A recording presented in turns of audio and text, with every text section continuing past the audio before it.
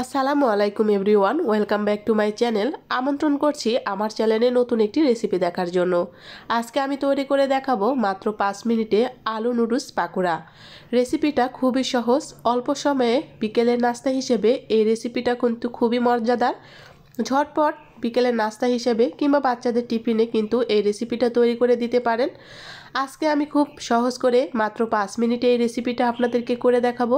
আশা করছি এই রেসিপি দেখার পর আপনারা খুব সহজে নাস্তাটি তৈরি করতে পারবেন। চলুন কথা না বাড়িয়ে চলে যাচ্ছি ঝটপট মূল রেসিপিতে। আলু নুডলস পাকোড়া তৈরি করার জন্য আমি এখানে সিদ্ধ আলু নিয়েছি। সিদ্ধ আলুগুলো আমি ম্যাশ করে নিয়েছি আর এর ভিতরে দিয়ে দিলাম হাফ কাপ পেঁয়াজ কুচি। সাথে আরও অ্যাড করে দিব কাঁচামরিচ। আপনারা কিন্তু ঝালটা বাড়িয়ে কমে দিতে পারেন। এর সাথে আরও অ্যাড করে দিচ্ছি ধনেপাতা। ধনেপাতা দেওয়া হয়ে গেলে আমি দিয়ে দিচ্ছি এখানে হাফ কাপ আটা। আটা দেওয়ার পরে আমি দিয়ে দিচ্ছি শুকনো মরিচের গুঁড়া। তার সাথে আরও অ্যাড করে দিচ্ছি হলুদ গুঁড়া, দিয়ে দিলাম স্বাদ মতো লবণ আর দিয়ে দিব আদা রসুন বাটা। এবার সবগুলো উপকরণ দেওয়া হয়ে গেলে আমি হাতের সাহায্যে সুন্দর করে এটাকে মিক্স করে নিব। সবগুলো উপকরণ হাতের সাহায্যে আমি সুন্দর করে এভাবে মিক্স করে নিচ্ছি। দেখে নিশ্চয়ই বুঝতে পারছেন। আজকের রেসিপিও আশা করছি আপনাদের কাছে অনেক বেশি ভালো লাগবে আর খুব সহজ লাগবে। এই তো আমার কিন্তু মাখানো হয়ে গেছে। এবার আমি পরবর্তী স্টেপে চলে যাব। নাস্তাটি তৈরি করার জন্য এখানে আমি একটি বাটিতে আটা নিয়ে নিয়েছি হাফ কাপ। তার সাথে নিয়ে নিলাম সামান্য একটু লবণ আর অ্যাড করে দিচ্ছি ঠান্ডা পানি। তিনটি উপকরণ দেওয়া হয়ে গেলে আমি একটি চামচের সাহায্যে একটি ঘন ব্যাটার তৈরি করে নেব। খুব বেশি পাতলা করা যাবে না, ঘন ব্যাটার তৈরি করতে হবে। ব্যাটারের কনসিস্টেন্সি আমি একটু দেখিয়ে দেব। দেখুন ঘনত্বটা এমন হবে।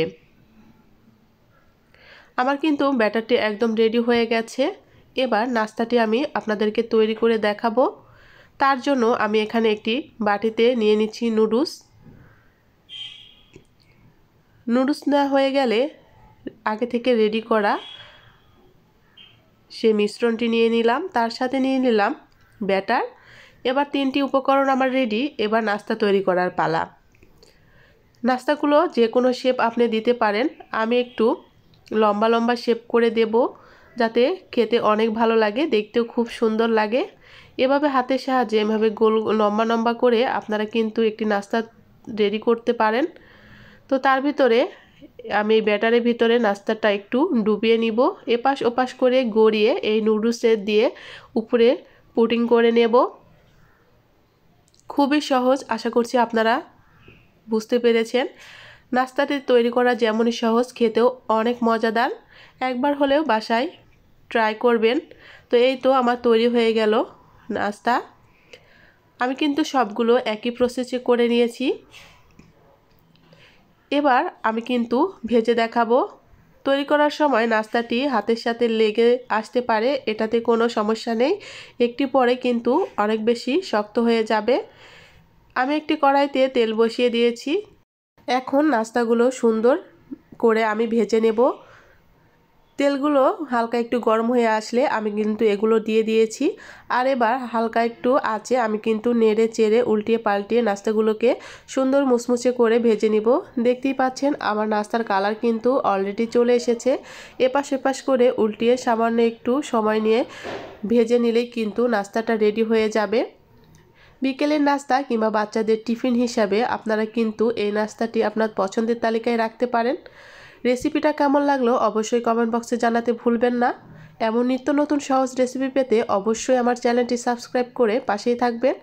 পাশে থাকা বেল আইকনটি প্রেস করে রাখবেন আর আমি যখনই নিত্য নতুন ভিডিও দিব সাথে সাথে আপনি নোটিফিকেশানটি পেয়ে যাবেন। অলরেডি যারা এই কাজটি করেছেন তাদেরকে অসংখ্য ধন্যবাদ। দেখুন নাস্তাটা কিন্তু আমার হয়ে এসেছে। আমি কিন্তু আপনাদেরকে একটু পরে নামিয়ে দেখাবো। এমন একটি কালার চলে আসলে নাস্তাটা নামিয়ে নেবেন।